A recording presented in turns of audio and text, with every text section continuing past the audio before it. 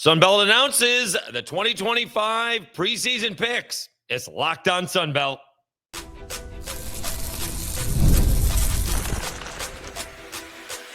You are Locked On Sunbelt, your daily podcast on the Sunbelt Conference, part of the Locked On Podcast Network, your team every day.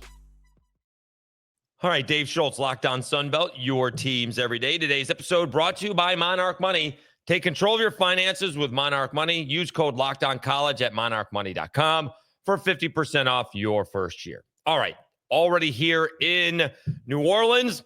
The Sunbelt Media Day is actually starting today, as the case may be. Recording on Monday. You're seeing it on Tuesday. We'll have all of the players and coaches for the next couple of days, and then we will post them as we go along during the week. Wouldn't you know it, ironically enough, Charles Huff and Southern Miss up first with me on Tuesday. All right, but on Monday, wondering what the topic is going to be, we thank the Sunbelt for releasing the top or the preseason picks. Now, I think it was the Big 12 was the first one to announce they didn't want to do preseason picks because they think it put the Arizona State behind the eight ball or something like that. I don't know. I'll check the notes. Arizona State made the college football playoffs. Okay. Here's my problem with preseason picks, like especially in this day of the transfer portal, teams don't know what they have yet, for the most part. All right. I mean, G.J. Kinney is already on record, apparently, of saying he doesn't even know who his starting quarterback is. That they're going to have, they're going to play two quarterbacks, at least in camp. And so if you don't know who you have as your quarterback, you think Mike Desimo knows who Texas State has his quarterback? So come on. We take these preseason picks with a grain of salt. Even Bob Marlin a couple of years ago for basketball is saying, we got picked because we had the most players back. That's it. All right. So we are not, that's where these things come from. All right. So having said that, I'm still surprised at where some of these guys are picked because I'm picking based on coach and quarterback. That's where I'm picking. All right. So let's just do one of we'll do one side and then we will do the other side. Although you can see JMU was in the East and the Raging Cajuns in the West. So let's just might as well pick it up from there. Let's start off with the West, as I had my phone ring, and let's silence that. All right, so let's start it off with the West. And the Cajuns are your favorite, or I guess technically, they got the most points with 86. Texas State is next with 78, although the Cajuns and Texas State both started with or finished with 6 first-place votes. Arkansas State finished third with Jalen Raynor in his third season starting. South Alabama was fourth. Southern Miss is fifth. Troy sixth. And ULM is seventh. All right, so everyone thinks very highly. Basically, everyone thinks very highly of two people, Mike Desimo and Walker Howard. All right, that's where that comes from as far as I am concerned. All right. And everyone thinks very highly of G.J. Kinney as he has raised the standards. We've talked about not living up to expectations in 2024. Nonetheless, they've gone to 2 bowl games and they've won 2 bowl games. And maybe more importantly, in year 1 of G.J. Kinney, they sold out beer by halftime. Nonetheless, we don't know who the quarterback is for Texas State. That's the thing. And people are telling me about Arkansas State. The defense stunk last year. That's why people are not thinking very highly of them. Although in this case, they are being picked third. That is better than what I have seen in the past. And the benefit of the doubt is also being given to South Alabama, as far as I'm concerned, being fourth. All right. Whereas if Gio Lopez was there, I would probably have them first or second. But you kind of have them. I don't know if that's the best of the rest. But you have them above Southern Miss, you have them above Troy, and you have them above ULM. All right. Some people have them higher than that. So that's where we are. Cajuns 1, Texas State 2, Arkansas State 3. I think the surprise for me there is actually Arkansas State is higher than some other places have them, mainly Field Steel, I guess. And we'll see if Southern Miss can get to number 4. They put it out there. One of the Southern Miss Twitter guys put it out there. Where did I think they can be? I think 6 or 7 and going bowling. I think the high end is 8. They have a shot, and this is if they beat Mississippi State. And I did say I'm an unabashed homer about it. If they beat Mississippi State, they could easily start 5-0. Now, they could get beat by Mississippi State and start the season 2-3. But if they start out if they beat Mississippi State and start out 5-0, they still have some road games against Georgia Southern. I think they got to go to Arkansas State. I think they have to go to the Cajuns. Some of those games are not going to be easy. All right. So despite starting 5-0, it could get bumpy after that. Then you have Troy, who we'll see if Goose Crowder, how healthy he is, and then we'll see if there's any improvement with ULM. All right, over to the East. All right, JMU, again, quarterbacking is the big question. Matt Sluka, transfer from UNLV, is familiar with his coach, Bob Chesney. Both of them at Holy Cross at the same time. But J.C. French and Georgia Southern and Clay Helton is over there at Georgia Southern. They're number 2. The surprise to me in this one, and maybe in the whole conference, is App State being number 3. That's the whole Loggins is, that's huge. Like, we don't know who their quarterback is going to be yet. And he hasn't coached a college football game yet. Tim Beck is heading into year number 3. Ricky Ronnie has an explosive quarterback, and he's in year number 6. Geez, they think very highly of App State. So that is the big surprise for me there. A little bit disappointed in ODU's selection. Marshall and Tony Gibson, number 6, and Georgia State and Del McGee, number 7. So I am surprised at number 3. I'm also told we'll see Alonzo Barnett III if he's coming back sooner rather than later. I did have a commenter saying Matt Sluka has a tough time throwing the football. That would seem to be a part of the job description, being a quarterback these days in college. And so we'll see if Alonzo Barnett III comes back. Again, he is such a great story. We'll see if, in game 2, JMU's coming to me. They're coming to Louisville. So we'll see who is who, or what's what, as the judge used to say, come early on in the season. And maybe that was one of the reasons we've only got 4 quarterbacks coming to these media days. There's so many of these positions that are up for grabs. I guess the one real disappointing one is Colton Joseph is not coming. And we'll find out. Ricky Ronnie is really, again, there's only 2 guys that can come compared to 3 or 4, with the ACC doing 4, SEC doing 3. So you are limited. And maybe Ricky Ronnie wants to give it to 2 guys that have been there for more than a minute. So we will talk to them about that. All right. So we'll go over more of the surprises here. We'll go over the players of the year, first team and second team, and so on and so forth, right after I tell you about Monarch Money.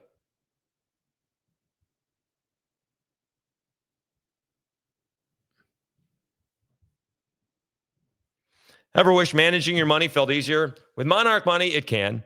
Whether you're growing your savings or planning a big purchase, Monarch puts you in the driver's seat. It's like having your own personal CFO, giving you full visibility and control over your finances. Monarch Money is more than a budgeting app. It's a complete financial command center. You can track all of your accounts, investments, and spending in one place. So in addition to managing your money, you're also building wealth. Take control of your finances with Monarch Money. Use code LOCKEDONCollege at monarchmoney.com for 50% off your first year. That's monarchmoney.com, code LOCKEDONCollege for half off your first year.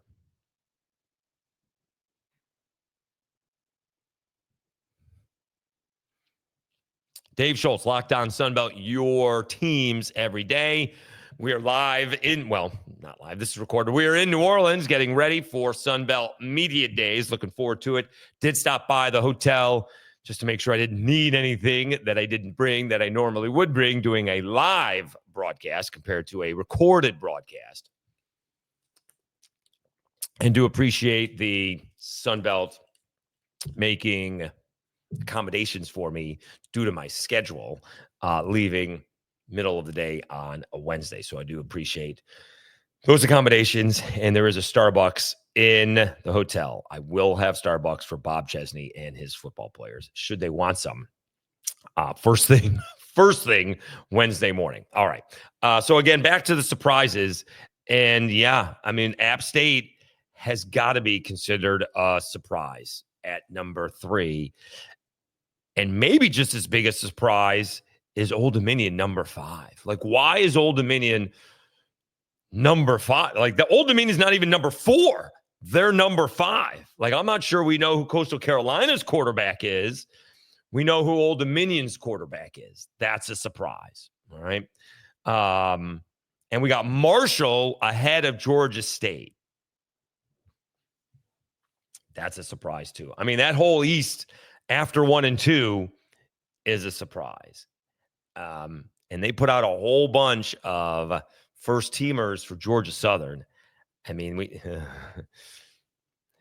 could be the now or never. I don't want to say now or never for Georgia Southern in terms of because it'd be not, if they just, unless Georgia Southern falls on their face again, right? Isn't JC French and Clay Helton coming back again? Right? If he finishes at 9-3 and doesn't, tough to figure, finishes 9-3 and doesn't win the division, that's gonna, but say they finish 8-4 and somehow doesn't win the division, finishes second. Is he not coming back? Right? JC French would come back. But nonetheless, it would appear that Georgia Southern is somewhat loaded. All right, we'll get to that here in a minute. But yeah, I think the biggest surprise in the picks thus far, at least for me, is that, and both in the East, actually, App State is 3, and maybe even more so, Old Dominion is 5. I would flip those in a big way. I'm looking at Old Dominion as potentially winning the division. In terms of Georgia Southern now or never, it really is, I think Ricky Ronnie has to contend to keep the job. If there is anybody on the hot seat, to me, it has to be him. And again, I don't like talking about that at all, but I want to see ODU contend. In the West, is there a surprise over there? I mean, people who don't know are going to say Southern Miss. Like, Southern Miss won 1 game last year. How are they going to be a surprise? Well, obviously all those kids from Marshall transferred in. I mean, the preseason player of the year, which we'll get to, won the championship last year. So he's the preseason player of the year, Braylon Braxton. I don't think I think maybe the surprise is maybe Troy is 6, but instead of ULM. But Troy finished better than ULM did, and ULM's best player isn't there anymore. So I'm not sure if there's too many surprises in the West. I think the West is more going along based on reputation and quarterback. Again, the only difference that I would see is if Gio Lopez was playing for South Alabama, they'd be higher. That's it. And maybe, and again, it's just me, Arkansas State could be number 2 versus number 3, but I'm not going to go crazy over that as I'm getting more info on the lack of defensive prowess by the Red Wolves. But that's about it. But other than that, I can't spell surprises. Typo on the right side. But other than that, I think, and again, we take these with grains of salt because these coaches don't know what they have. And there's always players who, kind of under the radar in spring, may get there in the too deep, and the too deep is always, what's the too deep these days, right? That's basically, your offensive line, right? You're always playing with, and maybe the quarterback, but you're always playing with multiple defensive fronts, right? You're looking for, you're definitely playing with 10 to 11 defensive linemen. You're usually playing with, a half a dozen linebackers. You need, you want, I don't know about the defensive backfield, right? Usually that's, anywhere from 4 to 6. Right? And your wide receiver room is going to be, 7 or 8 guys, maybe not that many, but certainly 5 to 6, right? So does someone crack that? Does the 6th guy all of a sudden, does he become the 3rd guy? Something like that. That's where the surprises come from on the own team, right? And does that happen, in game 1, game 2, or does it happen, by the 5th and 6th game, all of a sudden we have like this 3rd option that we didn't think we were going to have, that type of deal. So we don't know. All right, let's wrap it up. We'll come back. We'll show you the players of the year, first and second team as well. All right, we will do that after I continue to thank you. All right, we will do that right after this.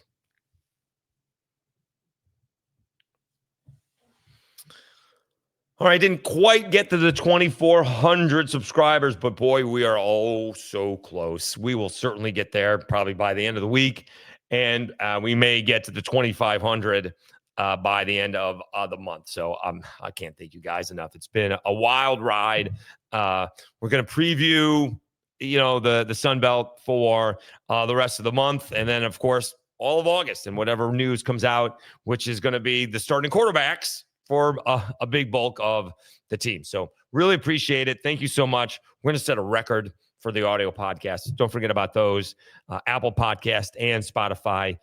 July will be a record. It appears it will be a record month. We've already had more in the month of July than we had in all of June, although we do have to crack the 7,000 mark, which was sometime like October, maybe September last year. But thank you so much. Really do appreciate it. Let's wrap it up and look at the 2025 Players of the Year selected by the Sun Belt coaches. All right, Dave Schultz, Locked On Sun Belt, your teams every day. All right, let's look at Sun Belt first team. Anyways, let's see what we got here. Sun Belt first team, all offense. I don't have my glasses. Here we go. You got Braylon Braxton. All right, quarterback. Why not? Led Marshall to the Sun Belt Championship. Obviously transferred to Southern Miss. Here's going to be the tough thing, though. Is his team going to be as good as it was last year? A lot of the guys transferred. Is he going to be able to put up those same numbers? All right, let's see. You got George Petway at JMU. Let's see if I can see it better. Seeing so I can see it a little bit better. All right. James Mattis, George Petway, JMU's running back, along with Kentrell Bullock. All right. Now, he split carries with Fluff Bothwell, who ended up at Mississippi State. So there you go with that. Nick Del Grande will be here. All right. At Sunbelt Media Days, he is the player who turned down the military academies along with the Ivy League to play at Coastal. All right. So he is an offensive lineman for Coastal Carolina. Caleb Cook is first team all offensive lineman for Georgia Southern, along with Pinchon Wimbley. So a couple of offensive linemen for Georgia Southern. Interesting. JMU's Patrick McMurtry, offensive lineman. ODU's Zach Barlev is an offensive lineman, all first team. Toby Payne from Marshall gets all first team. Interesting. All right. Corey Rucker coming back. I think he put himself into the transfer portal and then returned. Is another reason why we like Jalen Rayner in Arkansas State this year. You do have Josh Dallas, wide receiver, who, interestingly enough, Georgia Southern tweeted out they had 9 players who made first or second team, all Sun Belt. And I quote tweeted, no pressure, no pressure. He liked it. So I like the tweet. So you have 3 Georgia Southern players making all first team. 2 of them on the offensive line and Josh Dallas. Okay. And you have Teddy Hurst, Georgia State wide receiver, senior. Really good player, solid player. Also on the dean's list. We're going to find out that GPA. All right. We're going to find out if the GPA can't be higher than his 40, but I guess it could be, but it's probably not. All right, so that is the all Sun Belt first team. Oddly enough, you do have 2 JMU players, not 1 Raging Cajun player. Like, where is Jax Harrington? Like, Jax Harrington is not on that team. That's kind of shocking. All right. That's interesting. No Jax Harrington on the all Sun Belt first team offense. All right. Offensive lineman. Same high school as NFL player Elijah Mitchell, former Raging Cajun. All right. Let's go to the defense. All right. Let me see if all right. You do have Brian Whitfield, Arkansas State defensive lineman. All right. Latrell Bullard, another defensive lineman from Georgia Southern. All right. Jordan Lawson, Cajuns defensive lineman. All right. Cavantre Wells, ULM defensive lineman. Brodarius Lewis, a defensive lineman. That's 5 defensive linemen. All right. Brendan Harrington from Georgia Southern. A lot of Georgia Southern guys making first team. All right. Jason Henderson. All right. Injured. Did not recover from his injury from a couple years ago. Did not play much last year.